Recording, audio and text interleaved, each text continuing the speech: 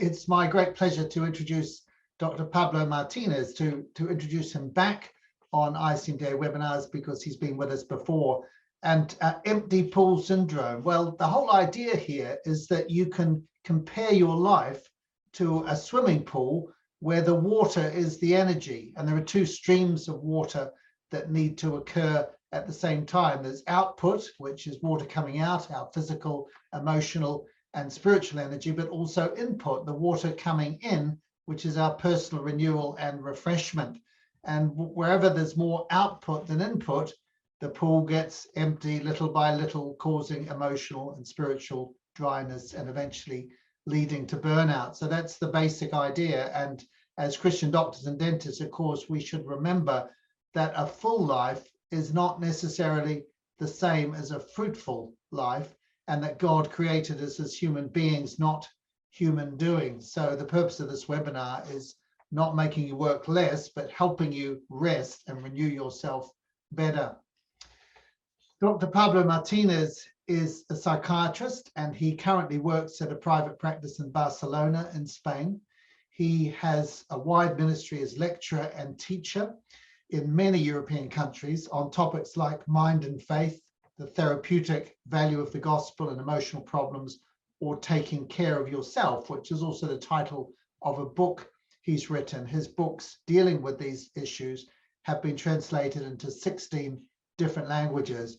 And Pablo also has served the International Christian Medical and Dental Association as one of its vice presidents. So Pablo, it's a delight to have you back here. Thank you for giving us your time and wisdom, and we really look forward to hearing what you have to say. Thank you. Thank you very much, Peter. I'm very pleased to be with you for the second time. I remember the last webinar when I was speaking on hope and patience embrace each other. It was during the toughest moments of the pandemic.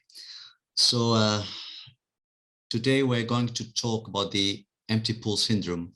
The summary you have made certainly reflects very much the main ideas. I would like to give a subtitle, and it is Surviving and Thriving as Christian Doctors. Surviving and Thriving as Christian Doctors. There is a verse in the Old Testament in the Song of Songs which says, "They made me take care of the vineyards, but my own vineyard I neglected." And in Acts 20, Paul says to the elders in Ephesus, the church in Ephesus, "Keep watch over yourselves and all the flock." Billy Graham was once asked, "What would you change if you could start your life again?" And he replied, "I would preach only once a day."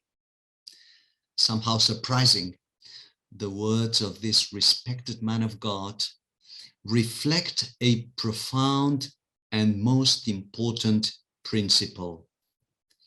A fruitful life is not the same as a full life. A life packed with activities and unceasing action.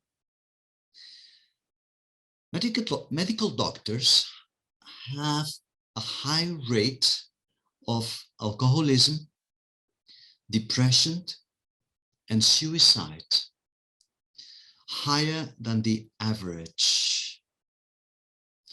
What a paradox. The healer in need of healing, the wounded healer, as Henry Nouwen, the Dutch writer, would say. Why are we in a more risky situation? Caring for our own vineyards is not a minor issue.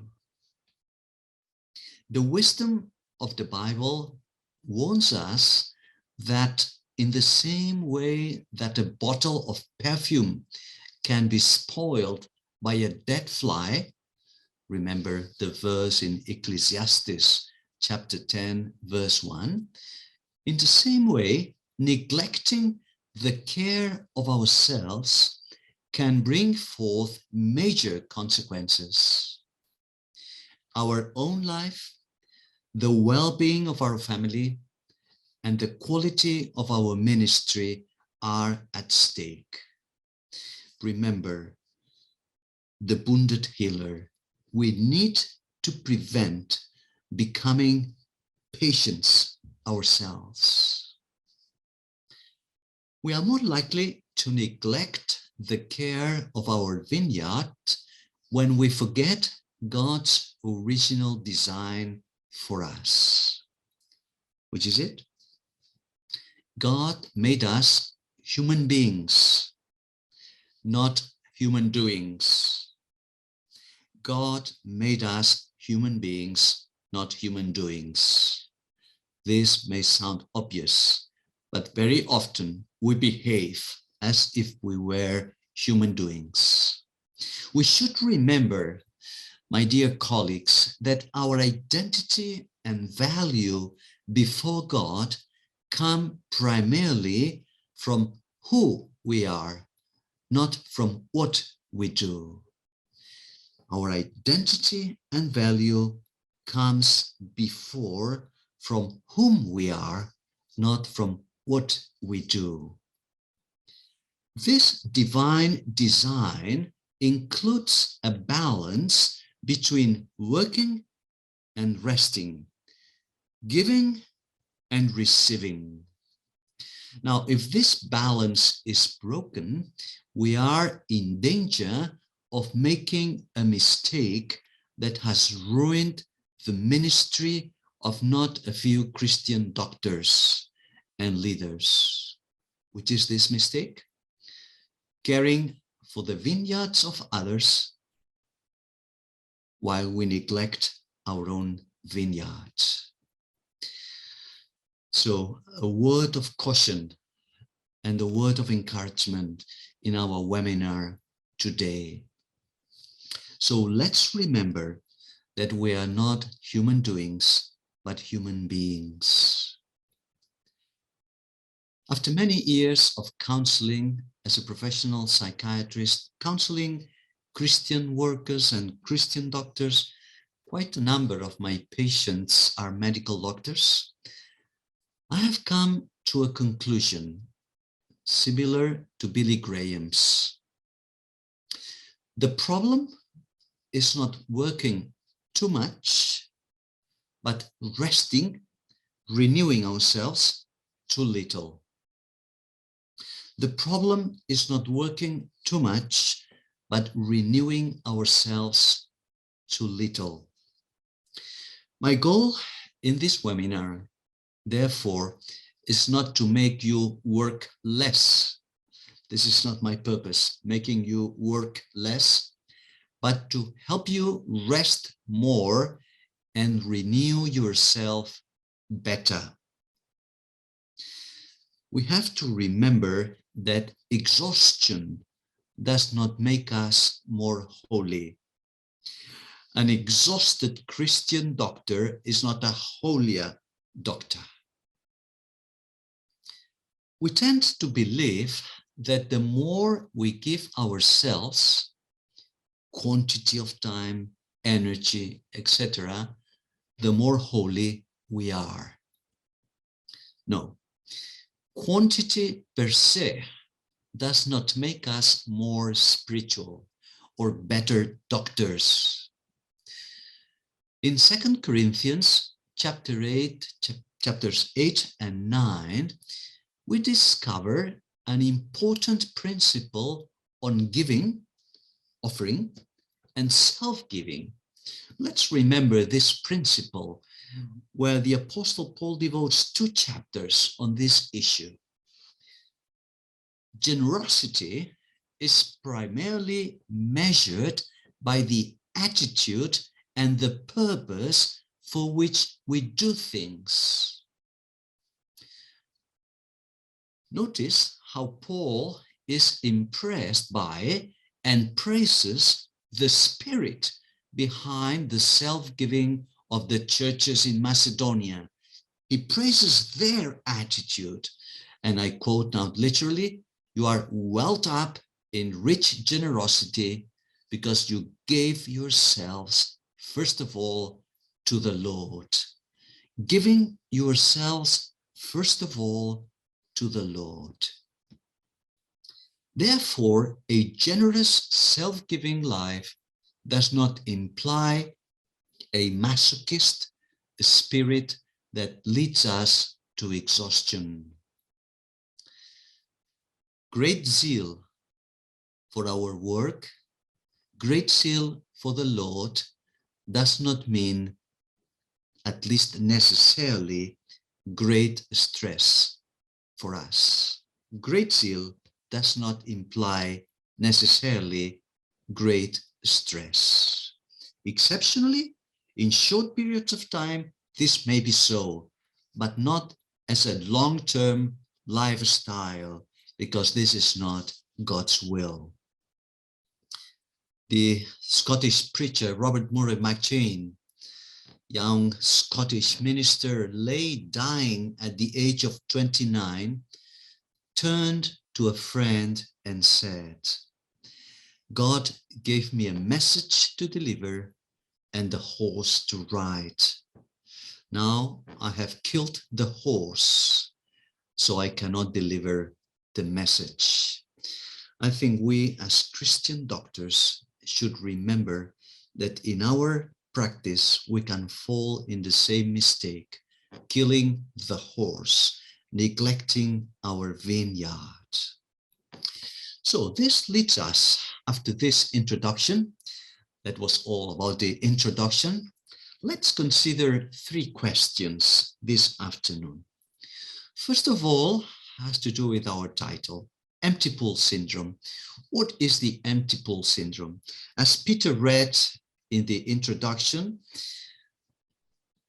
we can compare our life to a swimming pool. Remember, in one of the healing acts of Jesus, he said, Luke 8:46, "Someone touched me, because I know that power has gone out from me." This statement introduces us to a very important principle, a reality we can experience. A certain amount of energy is always required to perform our work adequately. Now, this is particularly true in the so-called caring professions, doctors in particular, where we are in direct contact with human suffering and human needs. In the so-called caring professions, we are giving ourselves a lot, even if we are unaware of it. Power has gone out from me every day when I am working in my office with my patients. In this sense, we can compare our life to a swimming pool where the water is our inner energy.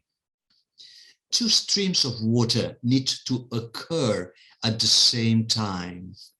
The output, that is water coming out, our physical, emotional, and spiritual energy, but we also need the input, the water coming in, which is our personal renewal and refreshment. Wherever there is more output than input, the pool gets empty little by little, causing dryness and eventually leading to burnout. It's interesting to notice that in nature, we see the same fact. We call this the principle of the 2 movements. Everything in nature has rhythms, which are complementary alternations. Winter and summer, night and day, diastole and systole. One must follow the others. When this rhythm is altered, our life is at risk. Many Christian doctors have not learned to be in diastole, and their life is in a permanent systolic movement. You can imagine the consequences of permanent systole. It was the French thinker and Christian scientist Pascal who made a very relevant statement in this sense. Most of the misfortunes of man come from the inability to stop and rest. Most of the misfortunes of man come from the inability to stop and rest. Now, how can we identify when the pool, our pool, is getting empty? We as doctors know that prevention is better than cure. We should identify the warning symptoms before the pool is empty. Let me mention quickly the main symptoms. First one, very frequent and very subtle irritability and impatience. Then sleep problems, a slower mind, that is difficulty to concentrate, less energy, fatigue, lack of motivation, loss of excitement or enthusiasm about new projects or goals, pessimism and hopelessness. All these symptoms could be summarized in one attitude, one feeling. I give up. I can't go on. I feel like a battery that has run out of energy. Now, a question for reflection in our own life. Try, my dear brothers and sisters, dear colleagues, try to check your pool regularly. Learn to identify the warning lights in your body and your mind to prevent the empty pool. Now let's move to second question. Why the output exceeds the input, the causes of the empty pool syndrome. As we said, some stress and weariness is inevitable in our profession. There is a cost in the caring of others, and particularly for the Christian doctor who sees the world with God's eyes. Nevertheless, a good deal of our weariness does not belong to this category, natural professional weariness, but it is the result of mistakes, things that are not in order in our life. Paul Tournier called these mistakes life mistakes. In this case, we should not say, my work or a lot of work wearied me, but we should say, some mistakes in my work wearied me.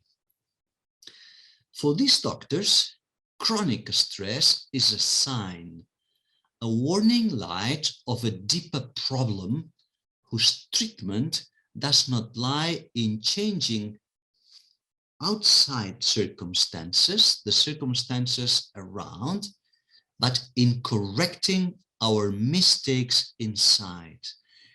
So the remedy lies not so much in changing the circumstances around, but the mistakes inside. In other words, all lasting stress, all lasting fatigue, and I underline the word lasting. I'm not referring to acute punctual stress.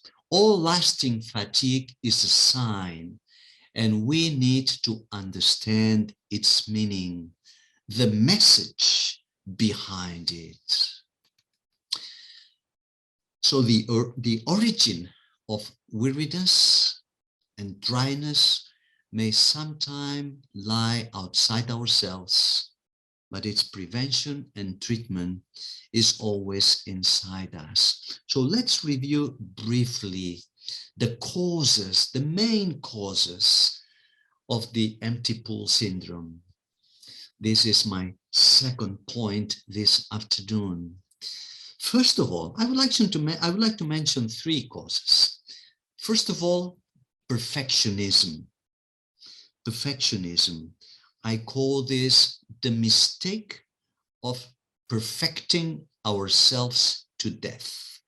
Perfecting ourselves to death. And this is the title of a book that a colleague of ours, Richard Winter, British psychiatrist, wrote. Perfecting ourselves to death. One frequent cause leading to the empty pool is working under too much pressure, a pressure that comes from within ourselves. It has to do with our own personality, our own emotional makeup. We tend to put too much pressure upon ourselves. This excessive self-demand is called perfectionism. Now, we need to distinguish between compulsive perfectionism and biblical perfection. The latter is a search for excellence related to spiritual maturity, and it seeks to please God. Whereas the former arises from our severe policeman inside. Compulsive perfectionism has to do with our severe policeman inside, what psychoanalysts call the superego, that hyperconscience that tortures us and expresses a need to please others, to gain the approval of people. It could be summarized in the sentence, never, nothing is enough. Never, nothing is enough. So be careful with perfectionism. Secondly, activism, the mistake of doing too many things. So first of all, the mistake of perfecting ourselves to death. Secondly, the mistake of doing too many things. Dispersion, being involved in too many front lines, jeopardizes both excellence and health. And this is particularly true for Christian doctors. Now, let me say that this problem many often arises from a blessing. Doctors are usually gifted people, and Christian doctors, I like to say, are multi-gifted people. Christian doctors are multi-gifted people. We are able to do many things well, and this is why we find it difficult to say no to areas of work, of service, which we are enjoying and we can do very capably. We find it difficult to say no. I would like to give you 3 practical suggestions here to change this mistake. First, try to have clear objectives and goals, a road map in your career, in your life. Second, learn to say no without feeling guilty. Learn to say no without feeling guilty. Learning to refuse is essential to health. I like to say that, and this is my own experience, the word yes is very powerful, but the word no is probably the healthiest. The word yes is very powerful, but the word no is probably the healthiest. And first suggestion, review your concept of success in the light of the Bible. Review your concept of success in the light of the Bible. Good stewardship is more important than immediate and visible results. So to close this point, being fruitful is not the same as being successful. Being fruitful has to do with character and attitudes rather than results. In a fallen world, subject to the curse of sin, results are not reliable. Actually, they may be very tricky. Thirdly, the third enemy, loneliness, the mistake of being an island. Loneliness is one of the greatest enemies of Christian leaders in general and doctors in particular, Christian doctors. And this is the third cause leading to the empty pole. We should not forget that many of the moral faults of the leader, including doctors, are incubated in isolation and loneliness. We cannot be a rock and an island, as Simon and Garfunkel in their song said.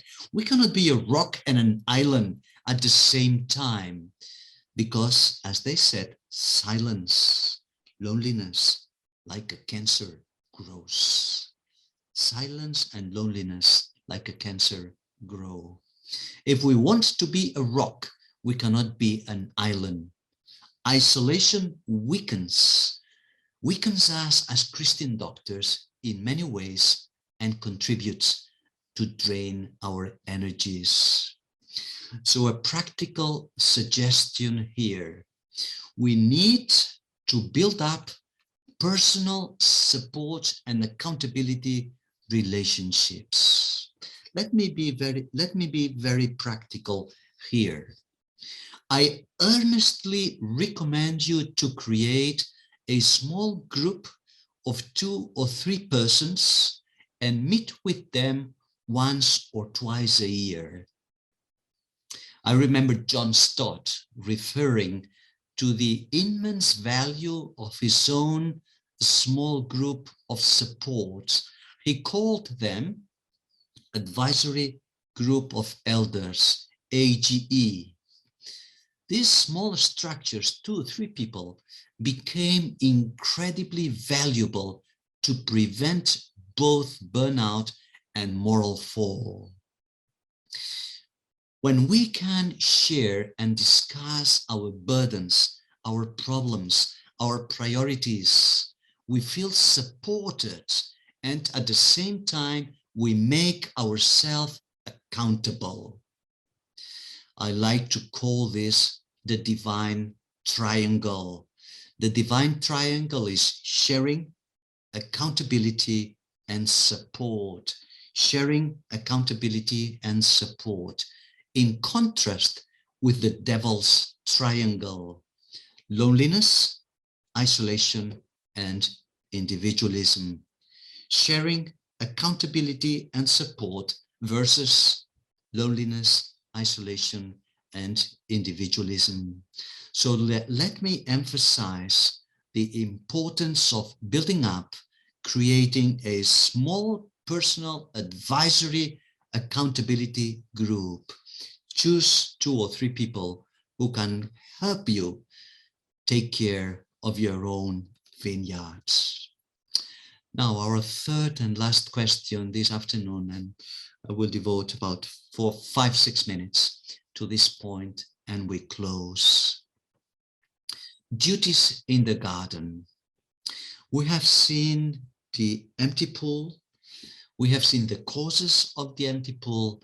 Now we change the metaphor, the illustration, and we move from the empty pool again to the vineyard, to the garden.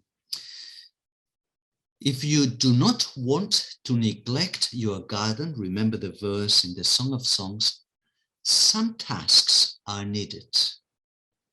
These should be done regularly in the appropriate time. First of all, a gardener needs pruning, learning to renounce. Pruning means learning to renounce and reduce. Good gardeners have to prune if they want their trees and plants to grow and bear fruit. As we said, dispersion is a subtle enemy, acting often as a silent killer. Be careful with dispersion, the silent killer. Again, 2 practical suggestions here. I wanted to give you a lot of practical suggestions for you to reflect. First suggestion, learn to do less in order to do better. Learn to do less in order to do better. As the architectures belonging to the minimalist school say, less means more. This is the motto, the logo of minimalism. Less means more. Or as a Christian worker working with IFES for many years, Hans Bürki said, reduce, renounce, simplify. Simplify. That was the motto of his life. Reduce, renounce, simplify. Second suggestion here, be ready, be diligent to choose and be courageous to change. Choices and changes are part of a healthy ministry. Be ready and diligent to choose and courageous to make changes. Now, the second task is watering, learning to renew ourselves. If pruning strengthens the tree, water provides freshness, revitalization. When water is lacking, dryness follows. But as we read in Isaiah and also in other texts in the Bible, a well-watered garden will likely bear much fruit. Our problem is not working too much, but renewing ourselves too little. The key question here is how we can become like a well-watered garden, like a spring whose water never fails. I'm coming to the end of our seminar. Our renewal comes essentially from relationships. I will just mention 5 relationships. You can find this in much more detail in my small book, Take Care of Yourself. 5 key relationships in life which refresh ourselves. There are 5 areas available to the Christian doctors which are like fresh water to us, absolutely vital in our ministry and life, and we need to be watered by them. Family, friends, church fellowship, church life, nature, including physical exercise, and books.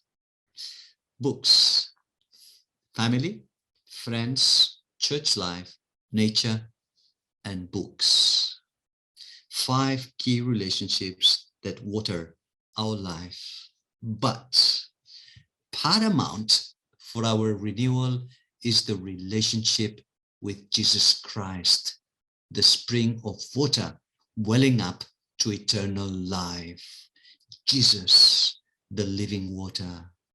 The lack of personal spiritual nourishment causes progressive weakening and weariness, leading eventually to a neglected vineyard. We need, as medical doctors, as Christian doctors, we need to find a balance between our ministry and our monastery. A monastery. In the same way that we have a ministry, a profession, we also have a monastery, our own place to rest, to be still, and to refresh our whole person. A place and a time to be still and know that I am God. As a medical doctor, I am fascinated by the 10 Commandments, a superb program of social, spiritual, and personal health. If you study each of the commandments carefully, you will discover their unsurpassed preventive prophylactic value. Their purpose was to preserve and to promote a good quality of life at all levels, spiritual, social, and emotional health. Through the 10 Commandments, God is sending us a threefold message. Take care of your relationship with God, the first 4 commandments. Take care of the relationship with your neighbor, and take care of yourself. May God help us be good stewards of our life and take good care of our own vineyard. So, Pablo, thanks again for your amazing clarity and simplicity in teaching deep lessons. We really appreciate it. The challenge, of course, that many doctors and dentists have is that it seems that the demands and the needs on us far outweigh our capacity to deal with them. And often those demands are coming not just from inside, but from the number of patients coming through the door, or perhaps the expectations of those who are supervising us and pushing work in our direction. You've given some helpful advice about how to learn to say no and without feeling guilty. I wonder if you could just unpack that a bit more in terms of especially helping us to decide what in our overbusy lives to say no to, and what to say yes to. Any principles there? It's not easy.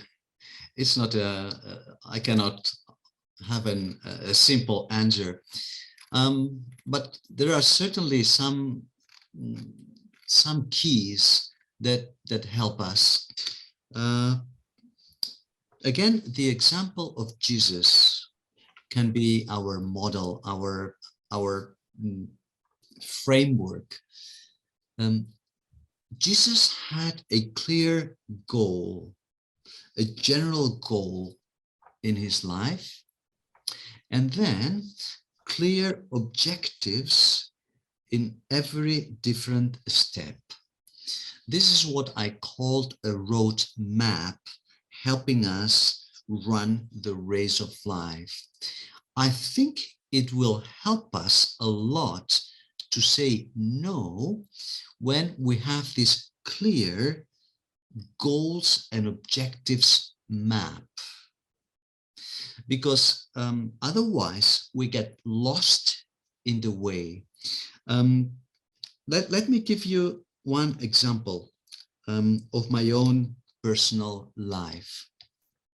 If a patient asks me to spend more time in the session, or with him, with her, than it is the average or expected, I should have very clearly in mind that this is justified by the needs of this patient.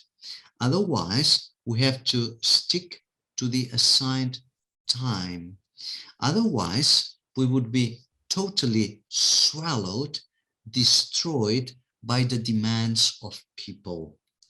It is in this sense that we have to learn to say no without feeling guilty.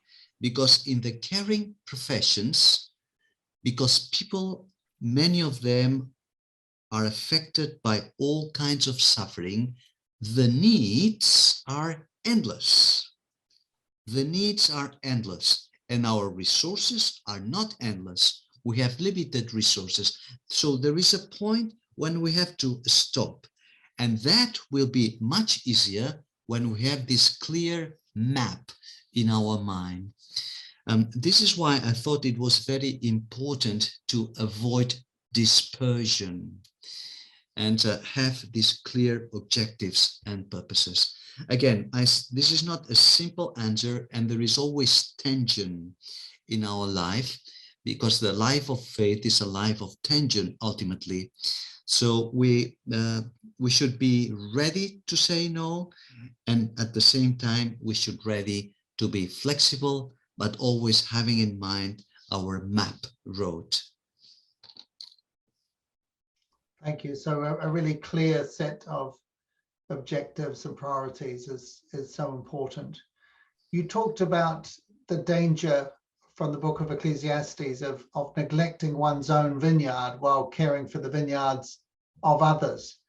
And one of the big challenges for doctors and dentists with busy clinical workloads is that they end up neglecting other areas of life, particularly family and friends, or the other things you mentioned as being important. It was church fellowship, nature, and books as well. Any advice on how to balance medical work or dental work on the one hand with these other priorities of family, friends, church, nature, books, and so on? Well, in connection with, I think there is a connection between last question and this one. So let me give you a bridge between the two questions. I remember Professor David Short, who was Scottish cardiologist and a mentor to many of us. He had a small book called Medical Vocation. It's a treasure of a book. I don't know if it's still on print. I earnestly recommend it to you. Professor David Short said, do first the things you are paid to do. Secondly, do the things you have promised to do. And thirdly, do the things you would like to do. I find this order very helpful. So first the things you are paid to do, then the things you have promised to do, and then the things you would like to do. Now, the things that we like to do many times are also our own needs. So church fellowship, having time with family, having time with friends, reading, having time in nature, walking, hiking, all these are not luxuries in our life. They are not a luxury. They are an integral part of our life. It is very important for us to grasp this. The 5 areas I mentioned, and of course our spiritual life, the relationship with God, they are not side effects. They are not on the periphery of our life, but they are part of our life. And this is why we should devote time and energy to this. Now, what's the reason why many of us, many Christian doctors, when they retire at the age of 65 or 67 or whatever age it is, they go into depression? Why do they have a depression after retirement? Well, there could be several causes, but I think the main one is that they built up their identity lonely or mainly on their profession. They built up their identity upon the basis of their profession. Remember what I said in the beginning. Our primary identity is not based on what we do, but on who we are. And who we are has to do with being a good husband, a good father, a good son, a good member in our church, serving, giving, a good friend to our friends, and fulfilling the lifestyle that Jesus, that God wants us to develop. So this is why I say that all these different watering sources are so important, because they are part of our life and we should not neglect them. Devoting your whole life only to work requires reviewing our motivation. We should review our motivations, and sometimes there is some life mistake that we should try to identify, and particularly review. My brothers and sisters, my colleagues, I encourage you to review your concept of success. What is success? What is a successful life? Because the concept of success in the Bible is very different from the concept of success. I always remember in a book published by, I'm not sure if it's ICMTA or the Christian Medical Fellowship, there's a very good book called Doctors Who Followed Christ. Doctors Who Followed Christ. And there is the biography of Dr. Paul Brand. Paul Brand was again a great mentor. I had the privilege to know Paul Brand personally and spend some time with him. Paul Brand, for me, is a great model of the balance between being professionally successful, but at the same time being a man of God. Why? I think the main reason is that he had very clearly in his mind the difference between success from the world's perspective, that is honors, titles, doctorates, reputation, etc., and a life of service, being fruitful in God's service. That is a great help. There are other biographies apart from Paul Brand that can be helpful to you, but I found much inspiration in him in this balance between our doing, our profession, and our being. Let me close this question. I'm sorry, I'm speaking perhaps a little bit too much in this question, but I think it's a very important question. I would like you to compare our life to a triangle. Now, imagine a triangle. On the basis of the triangle, we have the being and the being alongside, being together with, being and relationships. And then in the vertex, up in the vertex, we find the doing. Now, the older we grow, and especially when we are retired, the doing will almost disappear. But when the doing disappears, we still have the foundation of our life. And the foundation of our life is our being, who we are, our character, and our relationships. Our relationships are very important. So doing is important, but more important than doing is being and being alongside. This is one of my favorite topics, and I would like to spend time talking about that, but I think it's enough. Remember the triangle. Thank you. And you talked about the triangles. You talked about the devil's triangle being loneliness, isolation, and individualism, and contrasted that with the divine triangle, which was about sharing, accountability, and support. And you so emphasize the importance of having a small group of friends who can keep us going. Can you give us some advice, Pablo, perhaps also from your own experience, about how best to gather a group of friends like that? What kind of qualities do you look for in the people who would provide that sharing, accountability, and support through which we get our divine guidance and help? I like this question very much. I can share you my own experience. I have my own AGE, as John Stott called it, advisory group of elders. And it has been changing throughout life because some of them died. I had the privilege of having a great man of God advising and counseling. But I think there are 2 or 3 requisites which are important. The first one, integrity. Integrity. Integrity is very important. They should be men or women of God. They should love God primarily. Integrity for me is very important. Men and women who have a,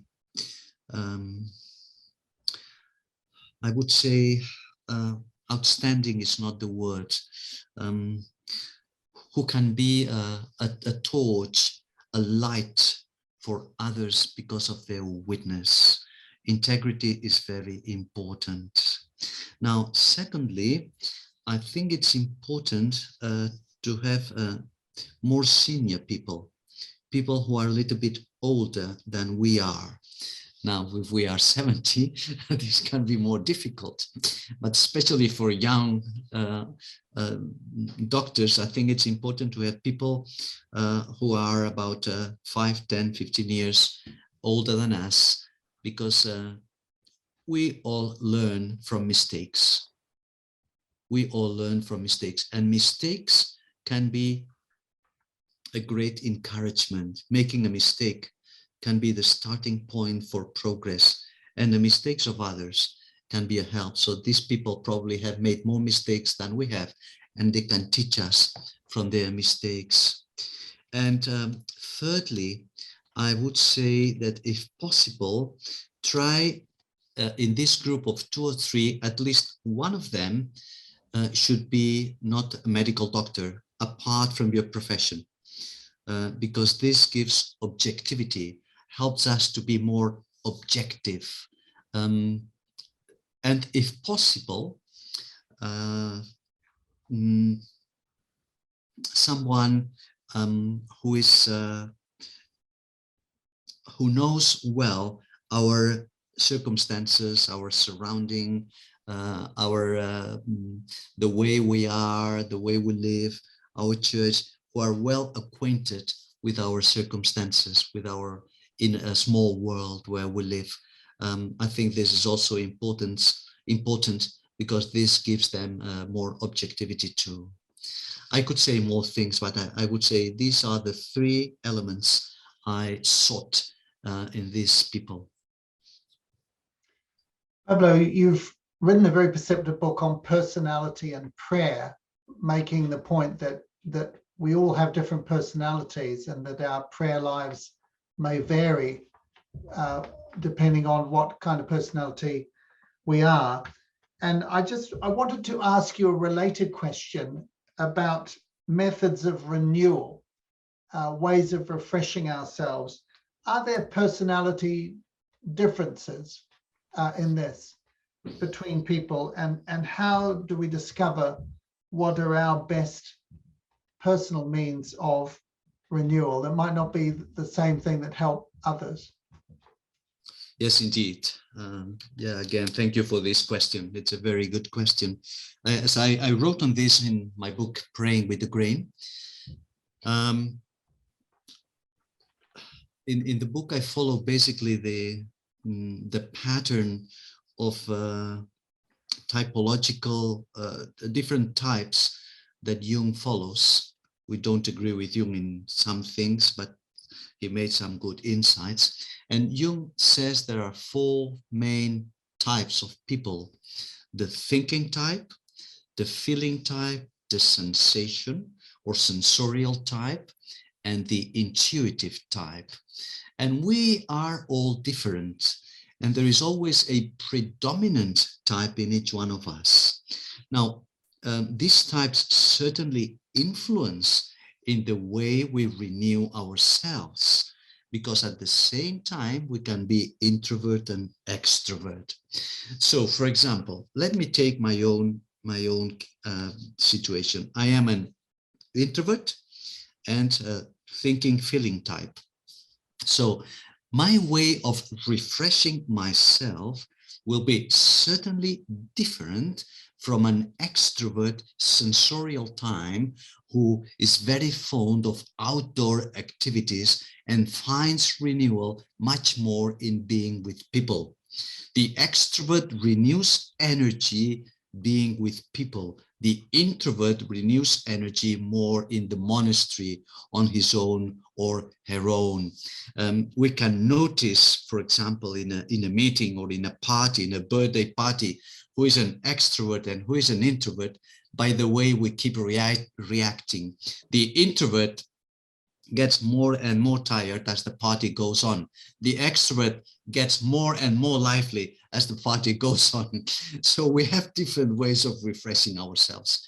And the same applies to our own spiritual and emotional life. But what is important is that each one of us makes like a suit, having our own suit, personal structure of renewing ourselves. This is why I said we all need a ministry, but at the same time we need a monastery.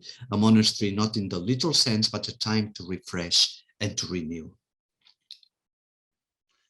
Thank you, and we're almost out of time now. I just wanted to ask you one last question, and you mentioned earlier on the example of Jesus and the way that he set very clear priorities. He knew exactly what his mission and calling was in life, and chose to use his time according to that. And there's a verse in the scriptures in Luke 5 where it says, Luke 5 verses 15 and 16, "Yet the news about him spread all the more, so that crowds of people came to hear him and to be healed of their sicknesses. But Jesus often withdrew to lonely places and prayed." And I think it's always been very striking to me that Jesus made deliberate choices sometimes to walk away from the pressing need to spend time with his Father. And I just wondered if, in closing, if you could make some comments about the importance of the devotional life, Bible study, prayer, feasting on scripture, being with God in terms of renewal. Yes, I devote the last chapter in this book, Take Care of Yourself, to this area, which is absolutely vital. We need to find time for prayer, for personal devotion, to renew our own personal fellowship with the Lord. And the example of Jesus, as you well said, is very striking.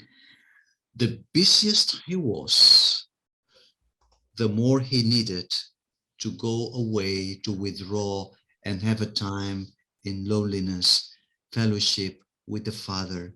And the same happened with us.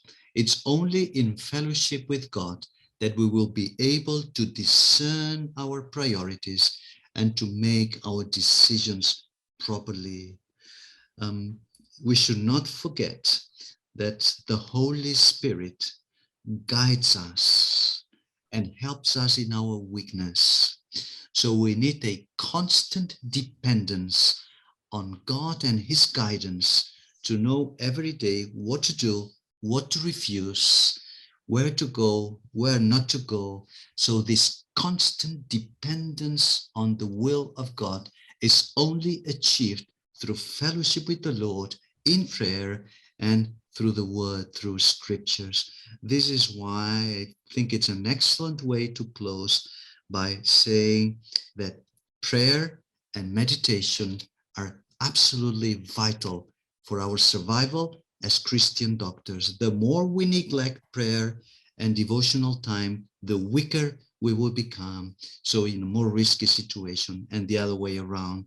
If we want to grow healthy, we need to cultivate prayer and our relationship with God. Thank you so much. We've been listening to Dr. Pablo Martínez talking to us on the empty pool syndrome. So thank you once again, Pablo, for your time and your wisdom with us. We look forward to having you back here again on ICMDA webinars in the future. God bless you, and we look forward to seeing you again. Thank you.